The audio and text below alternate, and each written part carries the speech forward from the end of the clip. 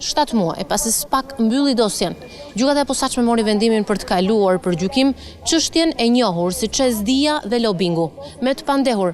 ish presidentin e Shqipërisë Ilir Meta dhe ish ligjvënësen Monika Kryemadhi. Kjo është një drejtësi që është qesharake, por ka një gjë shumë të mirë ky vendim, sepse për në Strasburg, për hir të vërtetës, zoti Meta i jep një shans shumë të madh, jo vetëm për të zbardhur çështjen në lidhje me veten e tij, por i jep një rast shumë të madh edhe për të treguar të gjitha ato miliona dollar që taksapaguesit amerikan dhe europian kanë paguar për një sistem drejtësie me të cilët kryepolicët e prokurorisë, po themi, që thonë afërmend që gjykata do marrë vendimet tona, unë nuk kam asnjë lloj surprizë në këtë gjë. Ishte një vendim nën presion, s'ka asgjë të keqe, jo të gjithë përballojnë presionin. Të bashkëpandehur në këtë proces janë edhe 3 persona të tjerë,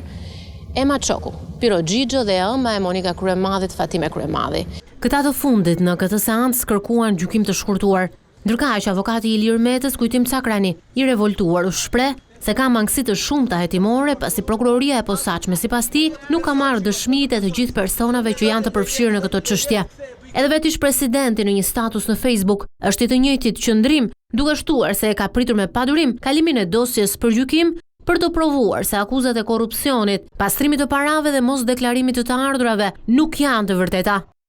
Përfundimi i seancës paraprake na jep lirinë që të çmontojmë publikisht të gjitha gënjeshtrat, falsifikimet dhe mashtrimet që ndodhen në fashikuj. Edhe pse gjykatësia konstatoi drejtësinë e shumë pretendimeve tona, me mungesën e qëllimshme të veprimeve hetimore nga akuza, por mos zbardhjen e të vërtetës, në vend që të kërkonte të bëheshin këto hetime të domosdoshme, por të shmangura qëllimisht deri tani, vendosi që çështja të kalojë në gjykim. Prokurori i çështjes Sotir Llapi dyshon se Ilir Meta, në cilësinë e ministrit e energjetikës, ka shkelur ligjin duke mos monitoruar mbledhjen e borxhit të prapambetur të faturave të energjisë në dëm të kompanisë ÇEZ. Sipas tij, përmes pushtetit të tij, shlyerja u bë përmes shoqërisë Dia, e cila nuk i përmbushte kriteret e domosdoshme ligjore për të mbledhur borxhin. Në bashkëpunim, ish presidenti dhe ish bashkëshortja e tij Kryemadhi dyshohen për kontratat e konsulencës dhe lobimit në Shtetet e Bashkuara të Amerikës, si dhe mos deklarimin e shpenzimeve mjekësore për periudhën 2013-2019. Të 5 janë deklaruar të pafajshëm e tashmë do t'ju duhet që në gjykatën e posaçme të provojnë pikërisht këtë pretendim të tyre.